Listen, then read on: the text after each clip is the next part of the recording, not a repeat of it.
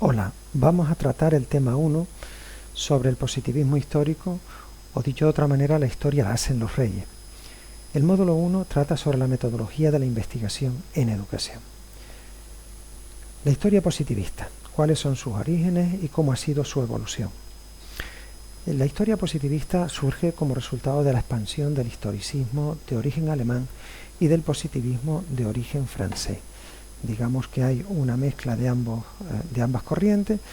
No los vamos a tratar en su totalidad ni de manera exhaustiva, pero digamos que de esa imbricación entre la corriente más historicista y la corriente más positivista, que busca el dato, que busca los orígenes nacionalistas, surge lo que se ha dado en llamar la historia positivista. Supuso un progreso respecto a la inventiva renacentista e ilustrada de origen mítico, de origen divino, de unos orígenes que no buscaban ningún tipo de contraste ni ningún tipo de verificación. Su máximo apogeo se alcanza sobre todo a finales del siglo XIX y comienzos del siglo XX. Pese a las corrientes de pensamiento historiográficas que las cuestionan, todavía continúa vigente y lo podemos ver en cualquier tipo de investigación, con exceso de datos, con falta de análisis y con carencia absoluta de interpretación. ¿Cuáles son las características teóricas de esta corriente de pensamiento? Bueno, el objetivo básico es el estudio del pasado a través de su mera reconstrucción factual. Es decir, lo importante son los datos.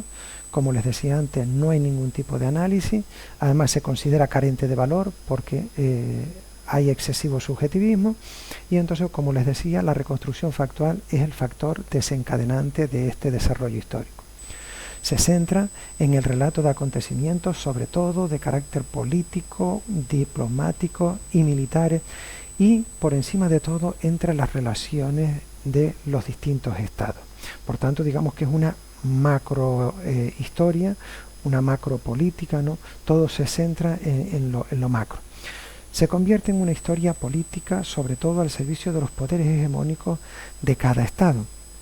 Y sobre todo hay un rechazo, como les advertía antes, al análisis y a la explicación por considerar los aspectos sumamente subjetivos. En este sentido, se sacraliza el Estado y se abandona el estudio de lo social. Se mantiene la preferencia por el orden y la secuenciación de los acontecimientos tal cual han venido dados. Es decir, todo surge porque naturalmente ha sido así y entonces no se puede hacer ningún tipo de modificación a la hora de hacer el tratamiento de los datos, a la hora de hacer el tratamiento interpretativo. La naturaleza de los datos y de las narrativas no pueden ser transgredidas por los historiadores. El historiador lo ve desde lejos, nunca puede involucrarse en los datos, simplemente tiene que describirlos, tiene que acopiarlos, pero nunca en ningún momento tiene que involucrarse en ellos. El documento histórico, por tanto, se convierte en la base absoluta para hacer este tipo de historia. ¿Cuándo entra en crisis este tipo de enfoque historiográfico? Bueno, pues evidentemente no existen síntesis teóricas ni explicaciones multicausales en este enfoque.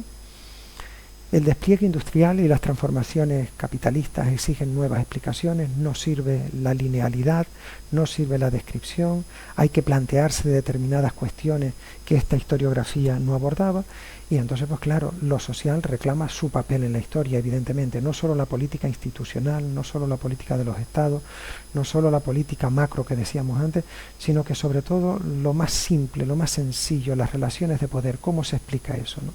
Entonces, evidentemente, las contradicciones sociales, como digo, necesitan ser explicadas y no meramente enumeradas. Punto 1.4. Los estudios de carácter positivista en la historia de la educación. Algunos ejemplos. Bueno, pues hay una descripción de las propuestas educativas realizadas por los estados.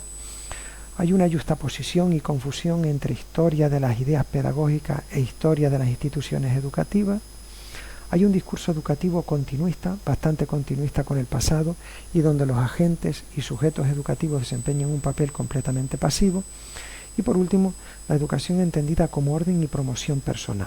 No hay otro tipo de características ni de cuestiones.